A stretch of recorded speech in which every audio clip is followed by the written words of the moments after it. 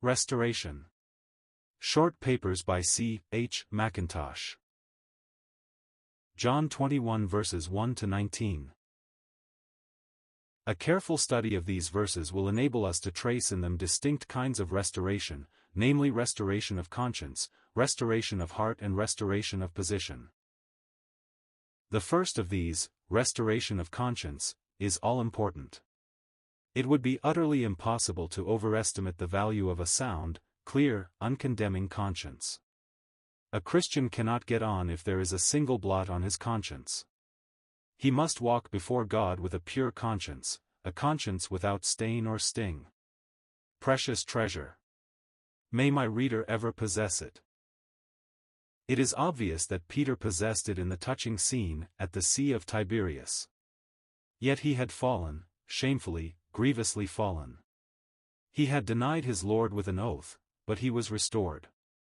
One look from Jesus had broken up the deep fountains of his heart and drawn forth floods of bitter tears. Yet it was not his tears, but the love that drew them forth, which formed the ground of his thorough restoration of conscience. It was the changeless and everlasting love of the heart of Jesus, the divine effectiveness of the blood of Jesus, and the all-prevailing power of the advocacy of Jesus that imparted to Peter's conscience the boldness and liberty so strikingly and beautifully exhibited on the memorable occasion before us. The risen Savior is seen in these closing chapters of John's Gospel, watching over his poor, foolish, feeble, erring disciples, hovering about their path, presenting himself in various ways before them, taking occasion from their very necessities to make himself known in perfect grace to their hearts. Was there a tear to be dried, a difficulty to be solved, a fear to be hushed, a bereaved heart to be soothed, an unbelieving mind to be corrected? Jesus was present in all the fullness and variety of his grace to meet all these things. So also when, under the guidance of the ever-forward Peter, they had gone forth to spend a night in fruitless toil, Jesus had his eye upon them. He knew all about the darkness and the toil and the empty net, and there he was on the shore to kindle a fire and prepare a dinner for them. Yes, the selfsame Jesus who had died on the cross to put away their sins, now stood on the shore to restore them from their wanderings, gather them round himself and minister to all their need. Have ye any meat? Developed the fruitlessness of their night's toil. Come and dine, was the touching expression of the tender thoughtful, all-providing love of the risen Savior. Let us note the evidences of a thoroughly restored conscience as exhibited by Simon Peter. Therefore that disciple whom Jesus loved, says to Peter, "It is the Lord." Now when Simon Peter heard that it was the Lord, he girt his fisher's coat to him, for he was naked, and did cast himself into the sea. He could not wait for the ships or for his fellow disciples, so eager was he to get to the feet of his risen Lord. He did not say to John or to the others, "You know how shamefully I have fallen, and although I have since then seen the Lord and heard him speak peace to my soul, yet I think it more becoming in one who has so fallen to keep back. You therefore go first and meet the blessed one and I shall follow after." Rather, he flings himself boldly into the sea as much as to say, "I must be the very first to get to my risen Savior." None has such a claim on him as poor, stumbling, failing Peter. Now, here was a perfectly restored conscience, a conscience without a single spot, a conscience basking in the sunlight of unchanging love. Peter's confidence in Christ was unclouded, and this, we may boldly affirm, was pleasing to the heart of Jesus. Love likes to be trusted. Let us always remember this. No one need imagine that he is honoring Jesus by standing afar off on the plea of unworthiness, yet it is very hard for one who has fallen or backslidden to recover his confidence in the love of Christ. Such an one can see clearly that a sinner is welcome to Jesus, no matter how great or many his sins may have been, but then he thinks the case of a backsliding or stumbling Christian is entirely different. Should these lines be scanned by one who has backslidden or fallen, we would earnestly press upon him the importance of immediately returning to Jesus. "Return, ye backsliding children, and I will heal your backslidings." What is the response to this pathetic appeal?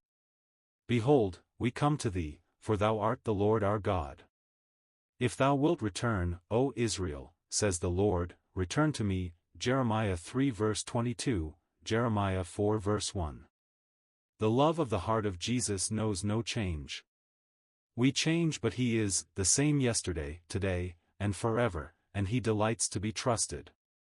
The confidence of Peter's heart was a rich feast to the heart of Christ. No doubt, it is sad to fall, to err, to backslide, but it is sadder still, when we have done so, to distrust the love of Jesus or his gracious readiness to take us to his bosom again. Beloved reader, have you fallen? Have you erred? Have you backslidden? Have you lost the sweet sense of divine favor, the happy consciousness of acceptance with God? If so, what are you to do? Simply this: return. This is God's own special word to the backslider. Return in self-judgment and in the fullest confidence in the boundless, changeless love of the heart of Christ. Do not, we beseech you, keep away in the distance of your own unbelief. Do not measure the heart of Jesus by your own thoughts. Let him tell you what is in his heart toward you. You have sinned, you have failed, you have turned aside, and now, it may be, you are afraid or ashamed to turn your eyes toward the one whom you have grieved and dishonored. Satan also is suggesting the darkest thoughts, for he would seek to keep you at a chilling distance from that precious Savior who loves you with an everlasting love. But you have only to fix your gaze upon the blood, the advocacy, the heart of Jesus, to get a triumphant answer to all the enemy's terrible suggestions and to all the infidel reasonings of your own heart. Do not, therefore, go on another hour without seeking to get a thorough settlement of the question between your soul and Christ. Remember, his is an unchanging love, free and faithful, strong as death. Remember also his own words: return, ye backsliding children, return to me. Finally, remember that Jesus loves to be trusted. Secondly, the heart has to be restored as well as the conscience. Let this not be forgotten. It often happens in the history of souls that though the conscience may be perfectly clear as to certain acts which we have done, yet the roots from where those acts have sprung have not been reached. The acts appear on the surface of daily life, but the roots are hidden down deep in the heart, unknown to ourselves and others, but thoroughly exposed to the eye of him with whom we have to do. Now, these roots must be reached, exposed and judged before the heart is in a right condition in the sight of God. Look at Abraham. He started on his course with a certain root in his heart, a root of unbelieving reserve in reference to Sarah. This thing led him astray when he went down into Egypt. Although his conscience was restored and he got back to his altar at Bethel, yet the root was not reached for years afterwards in the affair of Abimelech, king of Gerar. All this is deeply practical and most solemn. It finds its illustration in Peter as well as in Abraham. Mark the exquisitely delicate way in which our blessed Lord proceeds to reach the roots in the heart of his dear and honored servant, Peter. So when they had dined. Not till then. There was no allusion to the past, nothing that might cause a chill to the heart or bring a cloud over the spirit while a restored conscience was feasting in company with a love that knows no change. This is a fine moral trait. It characterizes the dealings of God with all his saints. The conscience is set at rest in the presence of infinite and everlasting love, before there is the most distant allusion to the roots of things in the heart. When Simon Peter, in the full confidence of a restored conscience, flung himself at the feet of his risen Lord, he was called to listen to that gracious invitation, "Come and dine." But, when they had dined, Jesus took Peter apart to let in upon his soul the light of truth, so that by it he might discern the root from where all his failure had sprung. That root was self-confidence which had led him to place himself above his fellow disciples and say, "Though all should deny thee, yet will not I." This root had to be exposed. Therefore, when they had dined, Jesus says to Simon Peter, "Simon son of Jonas, lovest thou me more than these?" This was a pointed and strong question, and it went right to the very bottom of Peter's heart. 3 times Peter had denied his Lord, and 3 times his Lord now challenges the heart of Peter, for the roots must be reached if any permanent good is to be done.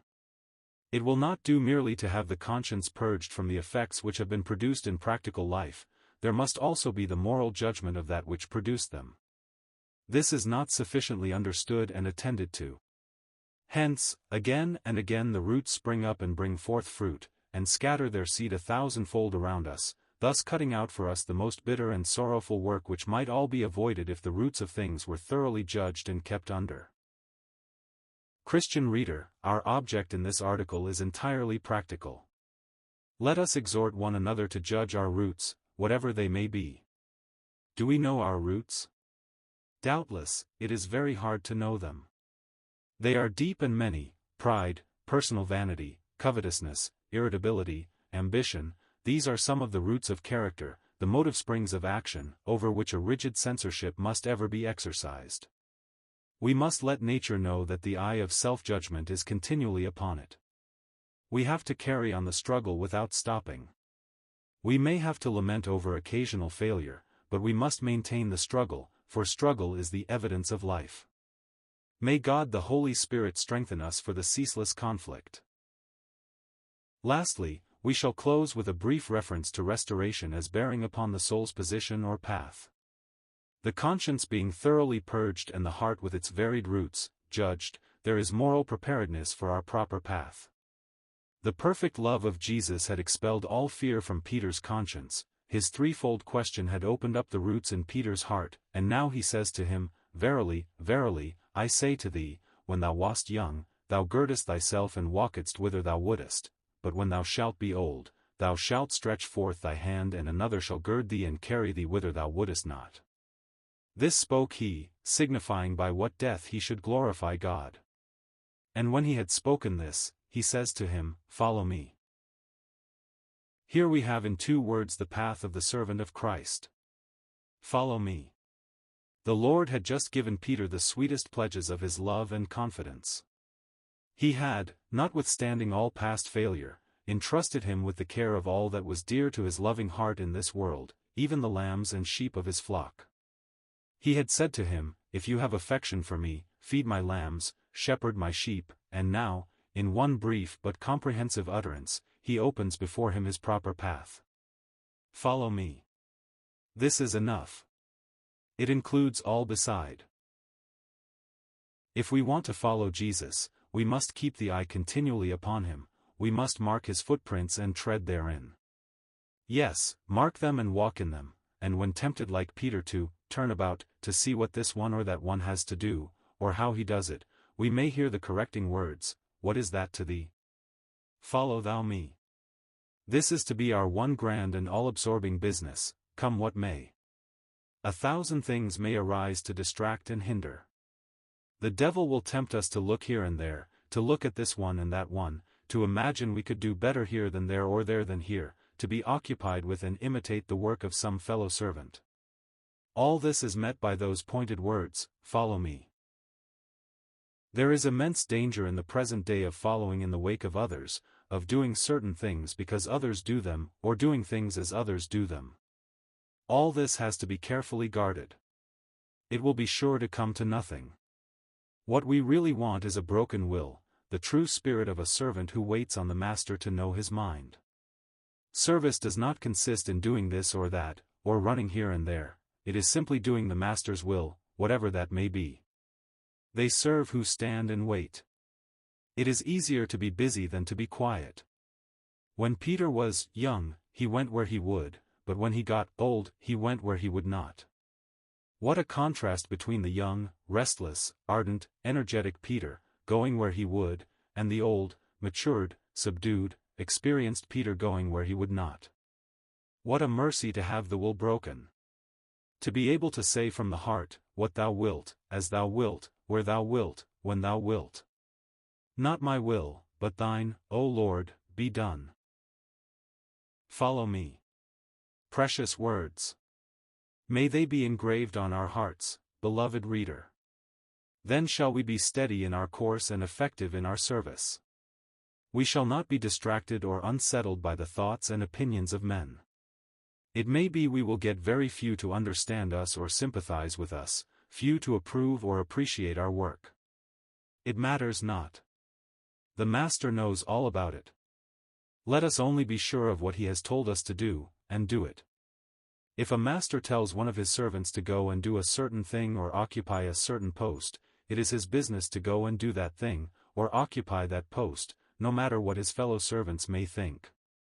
They may tell him he ought to be somewhere else or to do something else. A proper servant will not listen to them, for he knows his master's mind and has to do his master's work. Would it were more thus with all the Lord's servants. Would that we all knew more distinctly and carried out more decidedly the master's will respecting us. Peter had his path and John had his. James had his work and Paul had his. So it was of old, the Gershonite had his work and the Merarite had his, and if one had interfered with the other, the work could not have been done. The tabernacle was carried forward or set up by each man doing his own proper work. Thus it is in this our day. God has varied workmen in his house and in his vineyard. He has quarrymen, stone squarers, masons and decorators. Are all quarrymen? Surely not, but each has his work to do, and the building progresses by each one doing his own appointed work. Should a quarryman despise a decorator or a decorator look down with contempt upon a quarryman? Assuredly not. The master wants them both, and whenever the one interferes with the other, as we so often do, the faithful correcting word falls on the ear, "What is that to thee? Follow thou me."